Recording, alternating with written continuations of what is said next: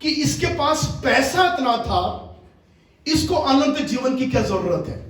ध्यान दीजिए मेहरबानी करके इस बात के लिए, क्योंकि जिसके पास पैसा होता है उसको अनंत जीवन पाना या स्वर्ग जाना ये सब बेकार की बातें, क्या उसको जरूरत है? जब पैसा ही सब कुछ है तो अनंत जीवन की क्या जरूरत है? जब पैसा ही है तो ये तमाम आत्मिकता, धार्मिकता और ये तमाम आध्यात्मिक बातों की क्या जरूरत है? देखो, इसके पास पैसा था लेकिन इसके पास अनंत जीवन नहीं था। मैं एक बात अक्सर लोगों से कहता हूं कि जीवन में पैसा ही सब कुछ नहीं होता है। याद रख लीजिए, पैसा जरूरी है, हां ये जरूरी है, लेकिन सब कुछ नहीं है पैसा।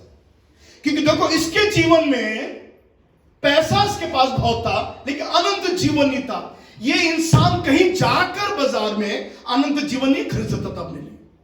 काश कोई दुकान होती बिजनौर में जहां अनंत जीवन मिलता है, वहां हम जाते हैं और वो बोर्ड लगा होता अनंत जीवन पाने के लिए इतना पैसा लगेगा, और आप वहां जाते और वो आप पूछते, हाँ भाई साहब मैं अनंत जीवन पाना चाहता हूं, इसका कितना लगेगा आपका? वो कहेगा आपको 2 करोड़ रुपए लगेगा इसका। तो आप मुझे बताइए, कितने आप में से ऐसे लोग हैं जो अनंत जीवन पा लेते हैं? आप में कितने लोग हैं जो 2 करोड़ रुपया देकर उस अनंत जीवन को खरीद लेते? ये संभव था? ये बिल्कुल संभव नहीं था।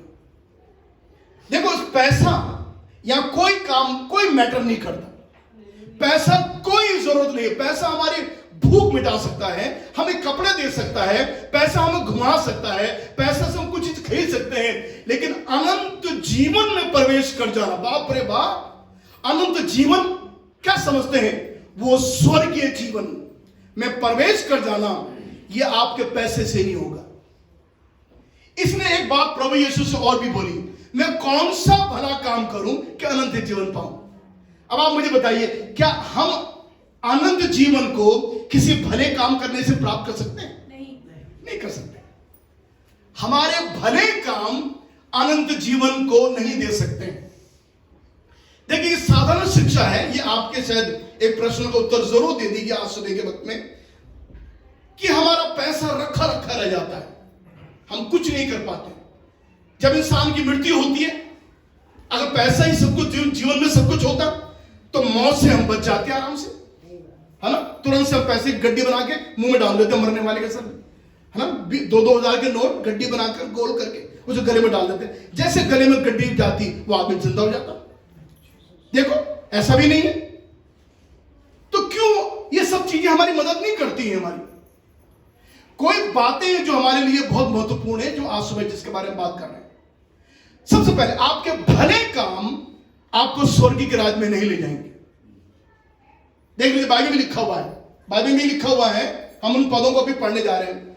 सबसे पहले मैं बता देना चाहता हूं कि आप सोचते हैं अभी मैं कोई भले काम कर दूं और भले काम करने से या अच्छे काम करने से मुझे स्वर्ग मिल जाएगा, तो मैं सोच रहा हूं कि आपकी बहुत बड़ी भूल है जो आज मनुष्य कर रहा है, कि मनुष्य सब जगह भले कामों को करने में लगा हुआ है, दान पुण्य करने में लगा हुआ है, गरीबों को खाना खिलाने में लगा पड़ा हुआ है, कुछ अच्छे काम कर रहा, कोड़ी खाने में खाना दे देता है। ये सब इस तरह के सोच रहे, ये सोच रहे हमारे भले काम हमारे मरने के पश्चात हमें स्वर्ग के राज्य में ले जाएंगे और हमको अनंत जीवन की प्राप्ति हो जाएगी। तो ये हमारी सोच बहुत गलत है। क्यों? मैं क्यों कह रहा हूं गलत? क्योंकि अनंत जीवन तो आप छोड़ो, दूर की बात है, पाप तो वही है ना, पाप का बीज तो वही बना हुआ है। अब आप क्या कर रहे हो? आप भले काम कर कर आप पुण्य कमाना चाह रहे हो, लेकिन पाप तो वही है ना। अच्छा, मैं आपको उदाहरण, कुछ लोग मुझे देख रहे हैं, मैं आपको उदाहरण दे देता हूं, वो ध्यान से देखिए उदाहरण के लिए। जो लोग ऑमलेट बनाते हैं, ऑमलेट अंडे का ही बनता है ऑमलेट। अब आपने क्या करा, एक बोल लिया, ध्यान देखिए इसको, आपने उस अंडे को तोड़ा, जैसे अंडे तोड़ा उसमें से बदबू आई, मतलब वो अंडा सड़ा हुआ था अंदर से। आपने अंडे को डाल दिया बोल में, किसी को तो नींद भी आ गई।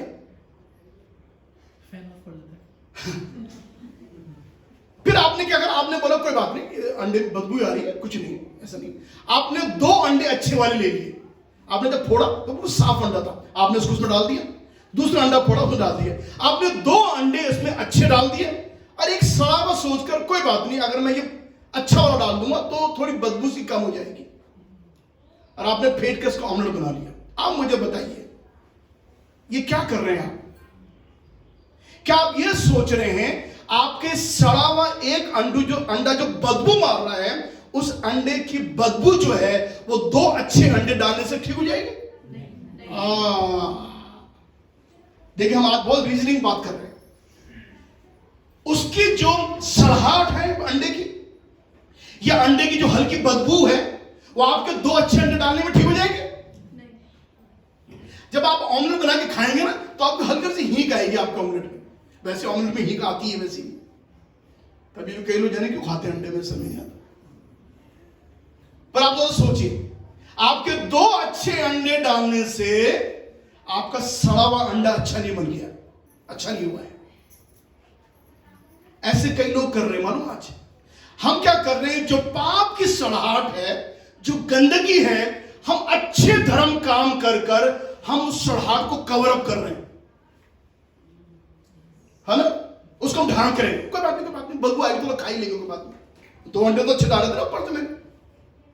आप समझ गए हम लोग क्या बात कर रहे हैं? अदन के बगीचा में जब आदम हवा नंगे हुए, लिटरली नंगे थे, कुछ नहीं पहना था उन्होंने, कोई लंगोट भी नहीं था उनका, तो उन्होंने मालूम क्या करा?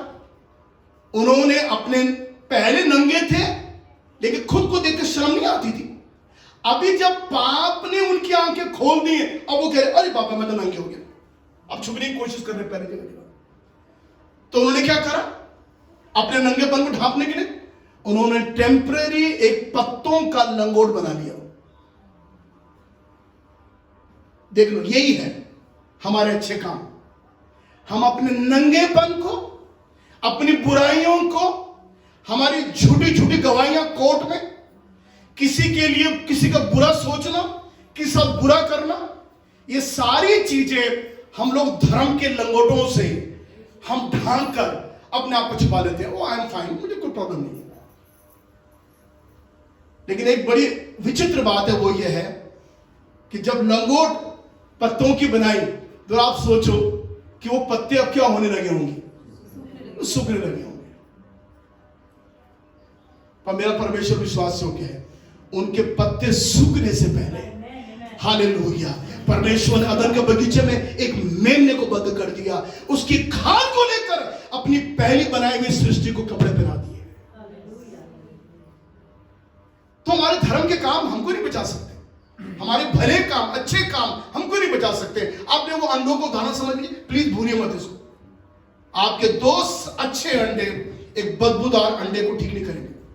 एक दूसरा उदाहरण मैं आपको और दे देता हूं, मुझे समझ आ रहा है, ये बहुत साल पहले मैंने प्रचार किया था।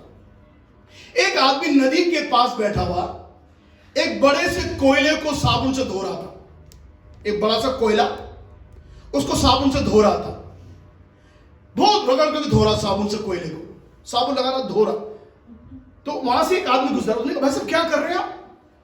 उसने कहा तू देख रहे ना कि मैं क्या कर रहा हूं? कह रहा था मैं कोयले को धो धो के साफ कर रहा हूं, सफेद बना रहा हूं उसको। उस आदमी, उसको हंसी आई, उसने उसको मजाक किया। उसने कहा ये कितना महाबेवकूफ है, कोयला धोकर भी साफ नहीं होगा, ये ऐसी काला बना रहेगा। आज हम वही नहीं कर रहे। हम अपने धर्म के साबुन से, अपने भले कामों के साबुन से मनुष्य अपनी पाप की काली जिंदगी को धोने में लगा हुआ है, वो सफेद ही नहीं हो पा रही। आप, ये इंसान कह रहा है कि हे प्रभु, हे गुरु, मैं कौन सा भला काम करूं कि मैं अनंत जीवन पाऊं? पढ़िए यशायाह की पुस्तक, यशायाह की पुस्तक, उसका 64वां अध्याय, उसके 6वें पद को जरा पढ़ लीजिए। अब बहुत ध्यान दीजिए इस पद को, यशायाह का 64वां अध्याय, उसका 6वां पद। हम तो सबके सब हाँ जी, अशुद्ध मनुष्य कैसे हैं? हाँ जी, और हमारे धर्म के काम, सबके सब मैले चिथड़ों के समान हैं। बस हमारे सब धर्म के काम जो है ईश्वर की दृष्टि में मैले चिथड़ों के समान है। आप जानते हैं चिथड़े हमारे घर में क्या काम करते हैं? वो ऐसा पोछा लगाने के लिए, कोई चीज रगड़ने के लिए, हम गंद हम ज्यादा फेंकते हैं, हम भी नहीं फेंकते, हमारे बहुत लगे, हम तैयार रख देते हैं, उसको काम आ जाता कहीं ना कहीं। बाइबल बताती है, देखो बाइबल एक बड़ी सटीक बात आज सुबह आपसे कह रही है, हमारे सारे धर्म के काम ईश्वर की दृष्टि में मैले चिथड़ों के समान है। एक पद को और पढ़े, तीतुस की पत्री, नए नियम में तीतुस उसका 3रा अध्याय और उसके 5 पद के ऊपर जो ना पढ़े, अगर आप तीतुस की पत्री खोल सकते हैं, उसका 3रा अध्याय बहुत अच्छा है। हाँ, लिस्ट देख लीजिए, बाइबल में लिस्ट बनी हुई है, उसका 5 पद उसका।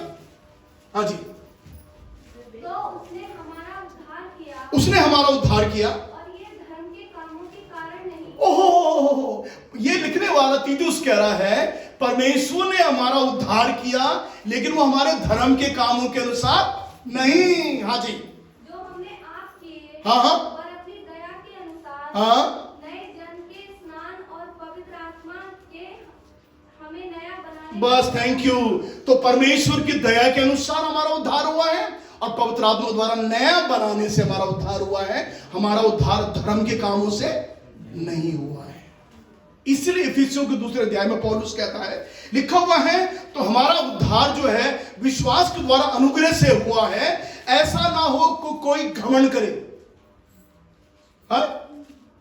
कोई ऐसा ना हो घमंड करे, और घमंड ये करे, अगर मैं आज धर्मी हूं ना, मैं आज अगर मैं आज चर्च जाता हूं तो मैंने बहुत धर्म के काम किए, तो मैं इसलिए मैं आज बहुत अच्छा हूं। आपने कोई अच्छा काम नहीं किया था, आपने तो बुरा ही किया था। इसलिए पौलुस कहता है ऐसा ना हो कोई घमंड करे, क्योंकि तुम्हारा जो उद्धार होता है वो तुम्हारे अच्छे कामों से या भले कामों से नहीं होता है, क्योंकि हमारे भले काम मैले चित्रों का समान है। हम जहां पहले रहते थे वहां पर एक हमारे घर के पास में ही एक लेडी थी। उनके घर में हमेशा मैंने देखा कोढ़ी लोग आते थे, खाना खाते थे, लाइन के लाइन आती थी कोढ़ियों की, फकीरों की, जाने कहां से। वो शायद महीने में एक बार, या मुझे याद नहीं है, बहुत समय हो गया, कितने साल हो गए, उनके आते थे और वो पूरे घर के आगे तमाम पत्ते में उनको सब खाना वाना देती थी। हम पहले समझे नहीं, हमने नहीं सब क्या होता है, तब बाद में मालूम चला वो एक पुण्य का काम कर रही है। लेकिन दूसरी तरफ ये भी मालूम चला वो अपना पति छोड़कर किसी और के साथ में रह रही है। हाँ, बाप रे बाप। तो एक तरफ हम क्या कर रहे हैं, उस सड़े हुए अंडे में 2 अंडे और अच्छे डालकर हम अपना ऑमलेट को ठीक करते रह रहे हैं। याद रख लीजिए, बदबू वही है, वो सड़े हुए एक अंडे की बदबू वही है। लिखा हुआ है हमारा जो उद्धार है हमारे कर्म से नहीं होता है, क्योंकि उद्धार जो है परमेश्वर हमको उपहार स्वरूप देता है, प्रतिफल स्वरूप नहीं देता हमको। आप सब बहुत ध्यान दे दीजिए, salvation is like a gift, not a reward। उद्धार जो परमेश्वर से हमको मिलता है तो वो हमें उपहार स्वरूप दिया जाता है। हालेलुया, कितने अद्भुत बात है। उपहार जानते हैं आप, गिफ्ट, गिफ्ट का राइट हिंदी वर्ड जो है वो है उपहार। उपहार कोई हमको देता है, और उपहार के लिए आप कुछ नहीं करते, है ना जी, आप कुछ नहीं करते उपहार के लिए, और आपको क्या, आपको दिया जाता है, और आप बोलते हैं कि हैप्पी बर्थडे प्लीज लीजिए, ये आपका गिफ्ट है, हैप्पी बर्थडे। आपने कुछ किया उस उपहार के लिए, है ना, ऊपर से हैप्पी बर्थडे भी बोल दिया आपको, कुछ किया आपने, कुछ नहीं किया। सो उद्धार जो हमको उपहार स्वरूप दिया जाता है और प्रतिफल रूप नहीं दिया जाता है। क्यों प्रतिफल, क्यों नहीं? प्रतिफल किसको मिलता है? जो मेहनत करता है। आपने मैंने उद्धार पाने के लिए कोई मेहनत नहीं करी, सारी मेहनत मेरे यीशु ने करी। हालेलुया, सब बोले हालेलुया। क्रूस पर मेरे यीशु ने सारी मेहनत उसने करी, प्रतिफल उसको मिलना चाहिए और उसको मिला है। इसलिए आज वो राजाओं का राजा और प्रभुओं का प्रभु है। दुनिया के 750 करोड़ों में से 450 करोड़ यीशु की आराधना करते हैं। यह प्रतिफल है मेरे यीशु का। तो लिखा हुआ है हमारा जो उद्धार, इसे लिखा हुआ है पाप की मजदूरी मृत्यु है, परंतु परमेश्वर का वरदान, the gift of God is eternal life through Christ Jesus. English में लिखा हुआ है वो अनंत जीवन जो है वो उपहार स्वरूप हमको दिया जाता है उस यीशु मसीह के द्वारा अनंत जीवन में प्रवेश करने के लिए। तो अनंत जीवन में प्रवेश करने के लिए आपके काम नहीं आएंगे, काम आपके भले काम नहीं आएंगे, आपका चर्च जाना काम नहीं आएगा, आपका कुछ और धार्मिक काम करना काम नहीं आएगा।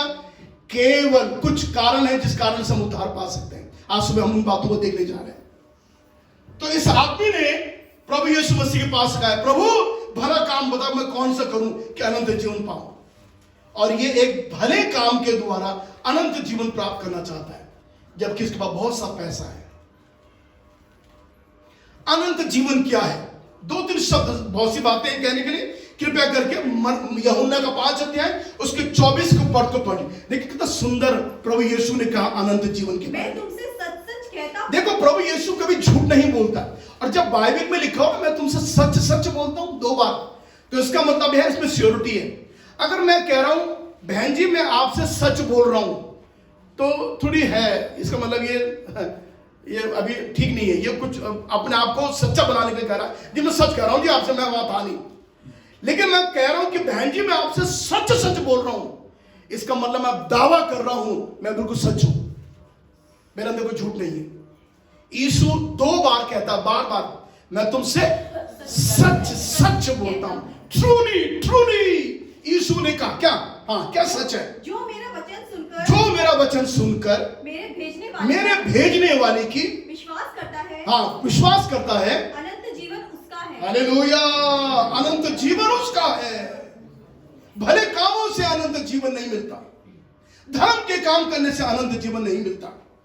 लिखा हुआ है यदि जो मेरे वचन पर उसका भरोसा करता, हिंदी में लिखा प्रतीति करता है, इस भाषा में लिखा हुआ विश्वास करता है, अनंत जीवन उसका है। सुनिए, अब अनंत जीवन उसका हो गया क्योंकि उस इंसान ने उद्धार पा लिया। अब जब अनंत जीवन उसका हो गया है, व्हाट इज नेक्स्ट? क्या लिखा उसके बाद में? और उस पर दंड की आज्ञा। अरे बाप रे बाप, उस पर दंड, अर्थात आप जानते हैं हम नरक के बारे में क्या परिभाषा, नरक की परिभाषा क्या है? एक अनंत दंड का स्थान है ना। वो दंड की आज्ञा हाँ क्या होता है? हम पर नहीं है, नहीं होती। हाँ जी, उसके बाद में वह मृत्यु से क्योंकि वो नरक की भयानक मृत्यु से पार होकर जीवन में प्रवेश कर गया है। यह है अनंत जीवन। आप मृत्यु से, उस नरक की दूसरी भयानक मृत्यु से आप गुजरने के बाद जब आप यहां पर आए स्वर्ग राज में, ये आपका अनंत जीवन है। और इस अनंत जीवन के लिए आपके भले काम नहीं आएंगे भैया। उसके लिए क्या काम आएगा? आपका किया हुआ विश्वास प्रभु यीशु मसीह पर, उसके वचन की प्रतीति करना, यह विश्वास करना। और भी कई कारण है ना जी। एक और पढ़ लीजिए यूहन्ना का 17 अध्याय, उसका 3रा पद है। यूहन्ना का 17 अध्याय 3रा पद। हाँ, 3रा पद। और अनंत जीवन यह है, और अनंत जीवन यह है कि वे तुझ एकमात्र हाँ जी सच्चे परमेश्वर को, हाँ, और यीशु मसीह को, हाँ, जिसे तूने भेजा है, हाँ, जाने। हाँ। अब दूसरी बात है, अनंत जीवन कैसे मिलता है? लिखा हुआ है प्रभु यीशु को जब भेजा गया उसको जानो, ये तुम्हारा अनंत जीवन है। If you know Jesus you will have eternal life. If you know, अगर आप जानेंगे, लिखा हुआ है बाइबल लिखा हुआ, अगर तुम जानोगे उसको तो अनंत जीवन की प्राप्ति होगी। अब जानना जरूरी है। और जानते कैसे? रजाई में लेट कर तब जानते हैं क्या? आपको परिश्रम करना पड़ेगा, आपको रिसर्च करनी पड़ेगी, आपको ढूंढना पड़ेगा, आपको चर्च जाना पड़ेगा, आपको वचन पढ़ना पड़ेगा, आपको प्रार्थना करनी पड़ेगी, आपको एक अच्छा जीवन व्यतीत करेगा। और जितना आप यीशु को जानेंगे उतना आप अनंत जीवन की ओर बढ़ते चले जाएंगे। अनंत जीवन आपका इंतजार कर रहा है। जितना आप यहां पर, आप जितना वर्तमान में यीशु को जान रहे हैं, जितना आप यीशु को जान रहे हैं, जितना आप यीशु को जान रहे हैं, उतना आप अपने आप को रिफाइन कर रहे हैं अनंत जीवन में जाने प्रवेश करने के लिए। सो आपका वर्तमान काल जानने में बीतना चाहिए। हेलो, जितना आप जानेंगे उतना आप प्राप्त करोगे। अच्छा, कुछ क्रिश्चियन लोग इस प्रकार से बोलते हैं, क्रिश्चियनों का ये कहना है हम तो यीशु को मानते हैं। अब देखिए, मानना अलग हो गया, जानना अलग हो गया। हम तो मानते हैं यीशु को, तो मैं उनसे कहता हूं तुम केवल मानते हो, हम तो जानते हैं भैया उसको। अब बताइए, मानना अच्छा है, जबरदस्त है कि जानना जबरदस्त है? जानना है ना। हम तो हाँ मानते हैं एक प्रभु यीशु है, एक परमेश्वर है, हम मानते हैं, लेकिन हम उसको जानते नहीं है। ये ऐसा है जैसे हम जानते हैं कि नरेंद्र मोदी, आदरणीय नरेंद्र मोदी हमारे प्रधानमंत्री हैं, ये हम मानते हैं, लेकिन हम उन्हें जानते नहीं। आप समझ रहे? हम नहीं जानते नहीं है। जानने के लिए आपको क्या करना है? आपको यहां से एक अपॉइंटमेंट लेना है बिजनौर से, उनके सेक्रेटरी से, और हमसे बोलना कि आदरणीय प्रधानमंत्री जी, हम आपसे 15 मिनट के लिए मिलना चाहते हैं, कृपया करके हमको मिलने की अनुमति दीजिए। और फिर आप दिल्ली से यहां से जाएंगे, आपका एक दिन होगा, आपको सिक्योरिटी गार्ड उनके पास में ले जाएंगे, आप बैठेंगे, और उसके बाद जब आप बैठेंगे टेबल में अच्छी सी चाय आएगी, बिस्किट आएंगे, नमकीन आएंगी, और उसके बाद 15 मिनट आप उससे बातें करेंगे। ये जानना है। कितने क्रिश्चियन लोग हैं जो केवल मानते हैं यीशु है, लेकिन आज तक उन्होंने यीशु को जाना नहीं है। एंड दिस इज एक सेटबैक हमारी जिंदगी में है। ये हमारे जीवन का दुर्भाग्य है। अगर हम जानते तो हम अनंत जीवन की प्राप्ति इनको हो जाती। यीशु ने कहा, अगर तुम जानोगे जिस परमेश्वर ने उसको भेजा है, अनंत जीवन तुम्हारा है। कितना अच्छा लिखा हो ना, अनंत जीवन तुम्हारा है। Please take for granted the eternal life belongs to you. वो आपकी है, किसी और के नहीं है, क्योंकि आप जानते हैं। आप ऐसे समय नहीं गुजार रहे हैं, आप ऐसे हवा में घूंसे नहीं मार रहे हैं। आप जान रहे हैं, आप मेहनत कर रहे हैं, आप परिश्रम कर रहे हैं, हम आगे बढ़ रहे हैं। जितना आप आगे बढ़ रहे हो उतना आप प्रभु यीशु मसीह को जान रहे हैं। जब आप जान लेते, कितनी अद्भुत बात है। दूसरी बात लिखी यूहन्ना 3:16, आप जानते हैं, बहुत अच्छी पद है। बोलिए यूहन्ना 3:16, कितने लोगों को मालूम है? बोलिए। क्योंकि परमेश्वर ने, अच्छा एक मिनट रुकिए। आपके लिए होमवर्क है अगले इतवार के लिए। सारे लोग यूहन्ना का 3 अध्याय और 16 पद रट के आएंगे। आपके लिए होमवर्क है, ठीक है ना जी? जी हाँ, जी नहीं, जी हाँ। सब बाइबल में यूहन्ना 3:16 सब रट के आएंगे। उसका डॉट बिंदु भी आपको याद करना है। अब परमेश्वर ने ऐसा नहीं है, क्योंकि परमेश्वर ने जगत से ऐसा प्रेम रखा, हाँ, ताकि जो कोई उस पर विश्वास करे वे नाश न हो, परंतु अनंत जीवन पाए। यीशु पे विश्वास करने से ही अनंत जीवन है। और ये कितना सुंदर है। आप जानते हैं अनंत जीवन में प्रवेश करना कितना सुंदर बात है ना जी? अच्छा, एक नरक की भयानक आग में कितना आप लोग, मैं सोच रहा इतना ज्यादा नरक के बारे में आप लोग जानते हैं, इस तरह कहीं और दूसरे लोग भी नहीं जानते। आप पूछिए किसी से, कभी आप दिल्ली जाएंगे, कहीं जाएंगे, आप उनसे पूछिए, किसी से पूछिए, किसी क्रिश्चियन से पूछिए, भैया वो नरक क्या होता है बताओ ना। वो बताएगा हाँ नरक है, यूं बोलेगा आपसे। वो आपको इतनी अच्छी बात नहीं बता पाएगा जो बातें आप जानते हैं। एक भयानक स्थान से बच जाना और अनंत जीवन में प्रवेश कर जाना केवल यीशु मसीह में विश्वास करने के द्वारा ही संभव हो सकता है। हम किसी धर्म के बारे में नहीं कहते, हम ये कहते हैं अगर आप सचमुच में अनंत जीवन में प्रवेश करना चाहते हैं तो ये सब कुछ आपके लिए है। और तब यीशु मसीह ने बोला, ठीक है, अगर तू अनंत जीवन में प्रवेश करना चाहता है, उस जवान से बोला जो पैसे वाला था, तो आज्ञाओं को जानता है? उसने कहा यस सर, मैं जानता आज्ञाओं को। उसने कौन कौन सी आज्ञा है? वहां पर प्रभु यीशु मसीह ने 6 आज्ञाओं के बारे में रिपीट किया है। आप घर जाके पढ़ लीजिए, है ना जी? वो 6 आज्ञा इतनी अजीब सी आज्ञा है जो बहुत सिंपल सी है। मैं पढ़ देता हूं आपके आज्ञाओं को। तब उसने कहा, कौन सी आज्ञा? यीशु ने कहा हत्या न करना। यीशु ने कहा हत्या न करना, व्यभिचार न करना, चोरी न करना, झूठी गवाही न देना, अपने माता पिता का आदर करना और अपने पड़ोसी को अपने समान प्रेम करना। 6 बातें प्रभु यीशु मसीह ने उस जवान धर्मान व्यक्ति से बोला। 6 बातें, बहुत ध्यान से सुनिए। ये 6 बातें ही अनंत जीवन पाने के लिए नहीं है। ये 6 बातें I always call it's a basic commandment, और एक बुनियादी आज्ञा जिसे हम कह सकते हैं। एक इसको अगर आप करेंगे अच्छी बात है। उदाहरण के लिए हत्या मत कर, हत्या मत कर। और हम लोग कितने बार हत्या कर देते हैं मालूम है आपको? कितने बार हम हत्या कर देते हैं। अगर कोई अपनी बीवी को कारा झापड़ मार देता है, वो हत्या कर देता है। कोई अपने मुंह से गंदी भयानक सड़ी हुई गाली दे देता है, आप किसी की हत्या कर दिया आपने। अब आप बोलो चाकू डालना ही किसी की हत्या होती है। आप जाने भिन्न भिन्न तरीके से हम हत्याएं करते हैं। खैर मैं तमाम इन चीजों को बारीकी से नहीं बताना चाहता हूं आपसे। व्यभिचार मत कर, किसी की झूठी गवाही मत दे।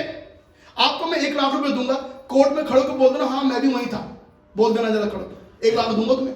हाँ 1 लाख मिल रहा, क्या बात है। अब कोर्ट में खड़े हो गए, वहां गवाही दे रहे, जी हाँ उस दिन तो मैं भी वहीं खड़ा था। और जैसे कोर्ट से बाहर निकले, पर से 1 लाख रुपए पट कर मजा आ गया। क्या बात है। इतना ही सरिलाने से ही 1 लाख जेब में, कितना अच्छी बात है। आप जानते हैं ये घिनौना अपराध है, किसी की झूठी गवाही देना। और मेरी बाइबल बार बार कहती है किसी की झूठी गवाही मत देना, कभी मत दीजिए झूठी गवाही किसी की। अगर आपको यहां बैठा हुआ है, हालेलुया, बाइबल के लिए जो हमें सिखाती है हम किसी की झूठी गवाही ना दें। अगर आपने झूठी गवाही दे दी, आपको मालूम है आपने उसको 10 साल के लिए जेल में डाल दिया, 5 साल के लिए जेल में डाल दिया, आपकी झूठी गवाही। और कई बातें यहां पर लिखी हुई है, अपने माता पिता का आदर कर, वेरी गुड, करना चाहिए। एक बात मुझे बहुत गुस्सा आता, मैं सच कहता हूं, मुझे इतना गुस्सा आता क्या बताऊं, जब माँ बाप मर जाते हैं उसके बाद तो बच्चे लोग माँ को क्या कहते हैं, बच्चे लोग I miss my mother, I miss my father, मन करता है। अरे जब वो जिंदा थे you were not missing them, तब तुमने कभी मिस नहीं किया, तब तुम बोला बुड्ढे ही बैठे रहे, ज्यादा उठ मत। मैं आपको दुनिया बता रहा हूं, दुनिया में सब आप मुझसे ज्यादा बढ़िया जानते हैं इन बातों को, शायद मेरा ज्ञान कम है। और ऐसी बातें कई बार माँ बाप के बच्चे बोल जाते हैं, और जब मर जाते हैं, मैं बाप को बड़ा मिस कर रहा हूं आज। अच्छा, आज बाप को मिस कर रहा, तो शर्म नहीं आती तो बोलते इस तरह से। जब माँ बाप हैं उनके लिए कर लो। लोग कहते हैं पुण्य, मैं कहता हूं आपको आशीष मिलेगी। Bible, I tell you, I love my Bible, जिस तरह से वो बार बार माता पिता का आदर करने के बारे में कहती है। भारत में ऐसी संस्थाएं हैं जो बुजुर्गों को, माँ बाप को संभालती, मालूम है आपको? भारत में ऐसे लोग हैं जो सोशल वर्क कर रहे हैं और हमारे माँ बाप को वो संभाल रहे हैं। बताइए, अजीब बात है। मैं तो भैया मेरे मन में बड़ा आदर आया लोगों ने, मैंने कहा बाप रे बाप कितना बड़ा काम कर रहे हैं। और ये माँ बाप कौन है? ये वो माँ बाप वो है जिनके बच्चों ने उनको घर से निकाल दिया। दिल्ली में है, मुंबई में ऐसा ऑर्गेनाइजेशन काम कर रही है, और धन्यवाद हो ये सब क्रिश्चियन लोग हैं। अतः वो एक स्टेटमेंट ये दे रहा था, उनका जो हेड ऑफ द डिपार्टमेंट जो वो थे, वो ये बता रहे थे एक मीटिंग में, वो ये कह रहे थे, कह रहे एक पेरेंट्स को हम लोगों ने एयरपोर्ट से लिया, एक माँ बाप, बुजुर्ग माँ बाप को एयरपोर्ट से हम लोगों ने उठाया, वहां से शादी हो गई, बेटी की शादी हो गई, बहू आ गई। अचानक से बेटी की नौकरी कहीं दुबई में जाने खाने लग गई, तो बहू ने बेटे से बोला अपने पति से, इन दोनों बुढ़ा बुढ़ियों को रुकावट को क्यों साथ में ले जा रहे हो दुबई हुआ, इनको पाना मैं देवार करूंगा दोनों क्या? अरे छोड़ो इनको, ये मेरी, हम दोनों निकलते हैं मौज मस्ती करेंगे। यानी कि कान भरे क्या हुआ मेरी मालूम है, ये मैं नहीं कह रहा, ये वो बता रहे थे। और एयरपोर्ट में दोनों को बिठा दिया, और बेटे बहू ने दोनों ने बोला हम अभी आ रहे हैं, मम्मी पापा अभी बैठ रहा हूं, अभी आ रहे हैं, जरा टॉयलेट वगैरह हुआ है। वो गए बेचारों को, उनको क्या मालूम, दोनों बुजुर्ग उनको मालूम कि फ्लाइट का टाइम हो गया, ये क्या हो गया है, वही बैठे हुए थे। कई घंटे बैठने के बाद मालूम चला बहू बेटा वापस नहीं आए। मालूम ये हो गया था कब की करीब 1 घंटा बैठे, फ्लाइट उड़ भी गई है, दोनों बहू बेटा निकल गए। बेचारे दोनों बुजुर्ग माँ बाप बैठ के रो रहे थे, हमारा बेटा हमें छोड़कर चला गया। तब इस संस्था ने उनको टेक ओवर किया, दोनों वाइफ हस्बैंड को, वो उनके साथ में रह रहे। ये दुनिया के हाल है मेरे प्रिय। मरने के बाद बोलोगे ना मेरे बाप को मिस कर रहा हूं, ये कर रहा हूं, तो आप झूठे और दगाबाज और धोखेबाज है, और कुछ और नहीं है। मेरी बाइबल कहती है अपने माता पिता का आदर कर, और ये किसी वाले ने कहा, ये मेरे यीशु ने कहा है, अनंत जीवन में प्रवेश करने के लिए माँ बाप का आदर करना जरूरी है। देखो, अब आप कुछ भी बोलो, आप बोलते रहो, हम तो नहीं मान रहे, बाइबल कहते तू कर, है ना जी। ये सब चीजें तो ये देखो, ये सारी अच्छी बातें, बुनियादी बातें प्रभु यीशु कह रहा है, ये प्रभु यीशु कह रहा है, बुनियादी बातें कह रहा है, मेन बातें कर रहा है। और जितनी कितनी आज्ञाएं दुनिया में जो प्रभु यीशु मसीह ने कहा, उनको मानना जरूरी है। तो हमारे लिए आज्ञाएं जो है वो बहुत महत्वपूर्ण है। लेकिन इस इंसान ने प्रभु यीशु मसीह की इन आज्ञाओं के बारे में ये कहा, अरे प्रभु इनको तो मैं मानता आया हूं बहुत पहले से, आप ऐसे छोटी छोटी बातें कर रहे हैं। माँ बाप का आदर मैंने हमेशा किया है, सुबह माँ बाप को चाय दी बना के, ये करा वो करा, सब बातें बताई, मेरे लिए कोई बड़ी बात नहीं। तब प्रभु यीशु मसीह ने एक बात बोली इसको, जो प्रभु अपने मुद्दे में आना चाहता है, क्योंकि यीशु सर्वशक्तिमान है। यीशु ने कहा तुझ में एक बात की घटी है बस, ठीक है, तो माँ बाप को प्यार करता है, किसी की झूठी गवाही नहीं देता, तो हत्या नहीं करता, तो ये नहीं करता, तो 6 बातों को मानता है, लेकिन एक बात की घटी तुझ में है, वो ये है कि अपना सारा पैसा और सारी जमीन दौलत जितने पास में, उसको बेचकर अपना सब कुछ कंगालों को बांट दे। यदि तू सिद्ध होना चाहता है और मेरे पीछे आ जा, तुझे स्वर्ग में धन मिलेगा। भैया ये तो बहुत मुश्किल बात है, बहुत कॉम्प्लिकेटेड बात बोल दी प्रभु यीशु मसीह। मैं आपसे प्रश्न, अगर प्रभु आपसे पूछे कि अनंत जीवन में प्रवेश करने के लिए अपना सब कुछ बेच दे और कंगालों को बांट दे, कितने जो करेंगे ऐसा? भैया मैं तो नहीं करूंगा, सर बता रहा हूं आपको। भैया जो मैंने थोड़ा बहुत कमाया है, या कभी माना अगर मैं बिजनेसमैन हूं मैंने, और मेरी फैक्ट्री है, मेरी कारें हैं, मेरे बंगले हैं, क्या मैं उनको बेच दूं?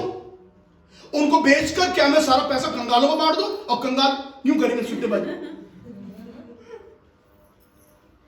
कंगालों, आप मालूम है गरीब लोग आपसे ज्यादा वो एंजॉय करते हैं, आप नहीं करते। आप अपने घर में आलू टमाटर की सब्जी खा के चुप हो जाएंगे, वो शाम को पनीर की सब्जी खाते हैं देसी पूरी के साथ मिलाकर, मालूम है आपको? मैं तो नहीं करूंगा, सर बता रहा हूं। मतलब प्रभु यीशु ने एक ऐसी कॉम्प्लिकेटेड बात बता दी इसको कि अपना सारा जो पैसा है, जितनी जमीन, उसको बेचकर अब उसको कंगालों को तू दे दे और तू मेरे पीछे चल, तुझे स्वर्ग में धन मिलेगा। बहुत मुश्किल बात थी।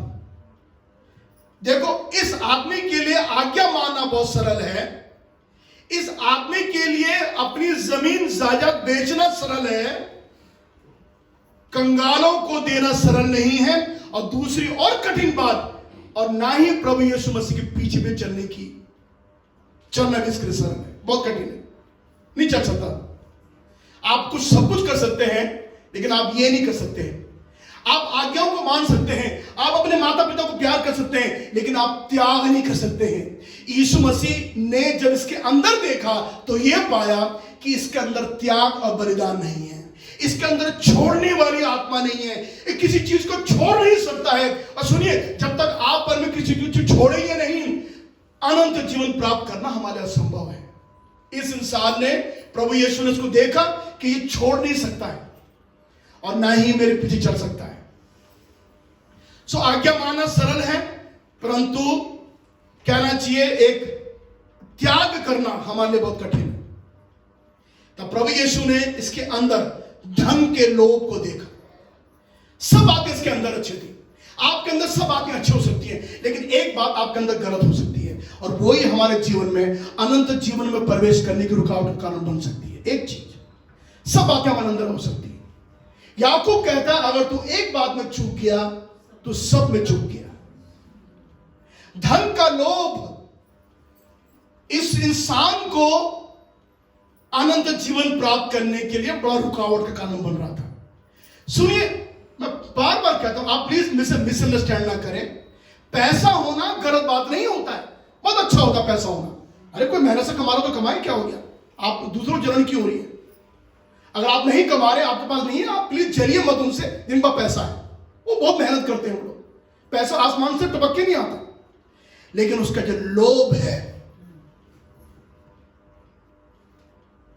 वो पाप है। पढ़िए एक पद को, दूसरा तीमुथियुस की पत्री, पढ़िए इस पद को, पहला तीमुथियुस 6 और 10 पढ़ लीजिए। पहला तीमुथियुस 6 अध्याय 10 पद को। हाँ जी। क्योंकि रुपये का लोभ सब प्रकार की बुराइयों की जड़, सब प्रकार की बुराई की जड़ है। भैया सुनो, रुपये का लोभ सब प्रकार की बुराई की जड़ है, जो प्रभु यीशु मसीह ने इसके जीवन में देखा। जब प्रभु ने जब उसको त्याग करने के बारे में बोला, सुनिए मैं अंत कर रहा हूं, जब प्रभु यीशु ने उसको त्याग करने के बारे में बोला और अपने पीछे चलने के बारे में बोला, लिखा हुआ है वो उदास होकर प्रभु यीशु मसीह के पास चला गया। और ये इंसान वो इंसान था, पूरी बाइबल में एक इंसान ऐसा था, एक जवान ऐसा था, जो खाली हाथ आया था, खाली हाथ चला गया, खाली पेट आया था, खाली पेट चला गया। जीवन के कर्ता, अनंत जीवन देने वाले प्रभु के पास आया था और नरक की आग में चला गया जो दंड की आज्ञा है। जरा सोचो, जब हम लोग त्याग नहीं कर सकते ना, जब कुछ हम छोड़ नहीं सकते, ये बहुत मुश्किल होता है हमारे लिए। हम आज सुबह प्रार्थना करें कि प्रभु मैं अनंत जीवन में प्रवेश करना चाहता हूं, प्रभु मेरी सहायता कर, इन चीजों को प्रभु मैं छोड़ दूं। लेकिन यीशु ने उसके अंदर त्याग नहीं देखा, एक बलिदान नहीं देखा। आपको मालूम प्रभु यीशु मसीह ये त्याग हमारे अंदर क्यों देखना चाहता है? आप जानना चाहते हैं? सुनिए ध्यान से। इसलिए देखना चाहता है क्योंकि यीशु ने स्वयं अपने आप त्याग का बलिदान किया। क्रूस पर उसने स्वयं अपने आप को दे दिया। अब तो गुड फ्राइडे में कई लोग सुनेंगे इस बात को। तो अनंत जीवन का मैं ऐसा कौन सा भला काम करूं कि मैं अनंत जीवन में प्रवेश कर जाऊं? मुश्किल है। कुछ चीजें हैं जो दुनिया में हमें ठीक करनी है, मरने के बाद हमें कोई मौका नहीं मिलेगा कि मरने के बाद हम ठीक कर दें किसी चीज को, हम नहीं हो पाएंगे ठीक। अभी करना है अभी करो। जब आंखें बंद होंगी प्रभु के सिंहासन के पास खड़ा होना पड़ेगा न्याय के लिए। हम चूं भी हमारे मुंह से नहीं निकलेगी, चूं भी नहीं निकलेगी, हम कुछ नहीं बोल पाएंगे, हमारे मुंह में पट्टी लग जाएगी। क्यों? क्योंकि हमारे जो सारे काम जो दुनिया में हमने किए हैं वो परमेश्वर के रजिस्टर में दर्ज किए गए हैं, हम उससे बच नहीं सकते हैं। तो इसलिए अपने अंदर से संसार को निकालें और अपने अंदर अनंत जीवन को ले आए। हम संसार को अपने अंदर रख कर अनंत जीवन की इच्छा नहीं रख सकते। समझ रहे हैं? हम संसार को अपने अंदर रखकर अनंत जीवन की इच्छा नहीं कर सकते। कुछ लोग तभी भी इच्छा करते हैं, कुछ लोग सारे काम गलत करते हैं जीवन में, तभी भी सोचते हैं स्वर्ग तो मिल ही जाए तो कितना अच्छा है। एक आदमी था जो ये कहता था कि भाई मैंने जीवन में बहुत पाप किए मैंने, और जब मैं नरक में डाल दिया जाऊंगा तो अपने साथ एक गंदा रुमाल ले जाऊंगा, रख के खूब नाक पोछा हुआ गंदा रुमाल, धूंगा भी इस रुमाल को, काला हो जाएगा रुमाल, हाथ गंदे हाथ ही पहुंच दूंगा रुमाल, सफेद रुमाल पर नाक भी लगी रहेगी, उसमें गंदगी रहेगी, सब उसको जेब में रख के तब मैं नरक में जाऊंगा, मैं ऐसे नहीं जाऊंगा।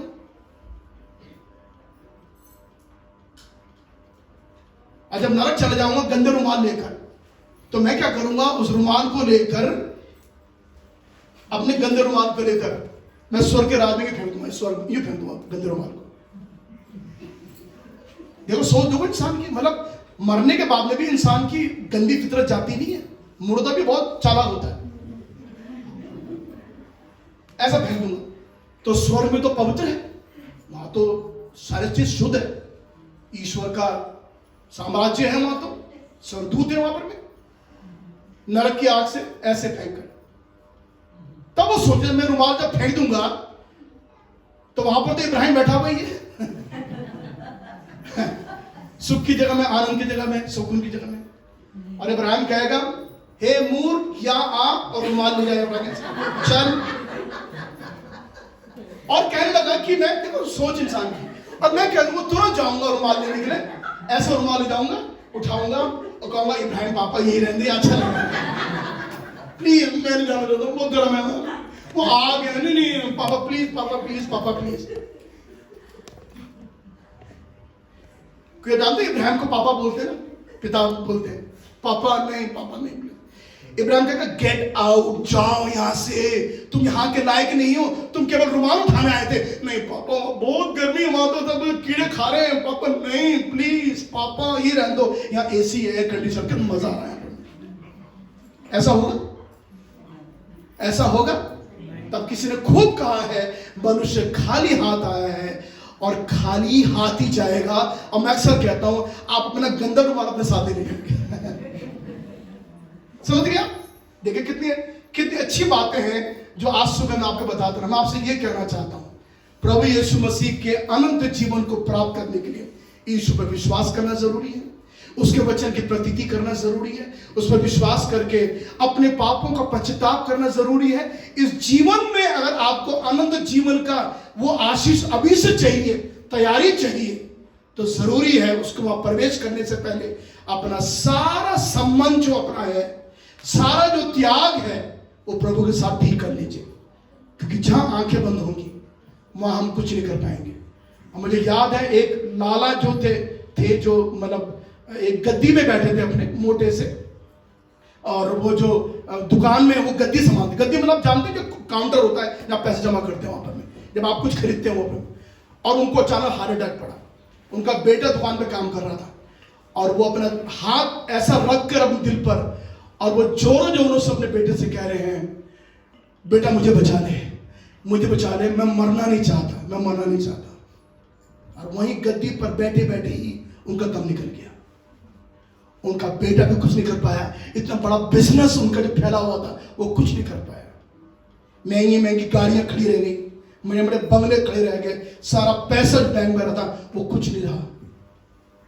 मानो क्यों भूलते इतना, क्यों हम लोग, हम जाने के लोग कल के लिए भूलते हैं, आज भी भूलते हैं। ओ क्या है, देख लूंगा, कल तो मैं करूंगा।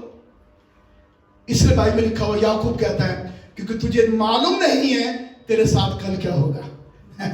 तुझे मालूम नहीं है कल तेरे साथ क्या होगा, हमें नहीं मालूम है। आइए उस अनंत जीवन के लिए जो मेरा प्रभु यीशु आपको देना चाहता है, आज सुबह अपनी इच्छा रखकर आप कह सकते हैं, प्रभु जी मैं उस अनंत जीवन में प्रवेश करना चाहता हूँ। प्रभु मैं जानता हूँ मेरे भले काम मुझे अनंत जीवन नहीं देंगे, प्रभु मेरे धर्म के काम मुझे अनंत जीवन नहीं देंगे। प्रभु मैं आज मानता हूं कि मैंने गलती करी है, मैं मानता हूं मैं पापी हूं, मैं विश्वास करता हूं कि प्रभु यीशु आप मेरे लिए संसार में आए, आप मेरे लिए मारे गए, गाड़े गए और 3 दिन के बाद जी उठे। प्रभु मैं आप पे विश्वास करता हूं, आप मुझे स्वीकार करें। हालेलुया। अद्भुत बात है, जितने मां आंखें बंद होंगी यहां हमारे कहा दिया, कह दिया जाएगा ये अब नहीं रहे। हम तो ये कह देंगे वो अब नहीं रहे, परमेश्वर बोलेगा अब वो है। हालेलुया, अब वो है, कहां है? अनंत जीवन में प्रवेश कर चुका है। Thank you Jesus. अपने सरों को झुकाकर हम लोग प्रार्थना करें।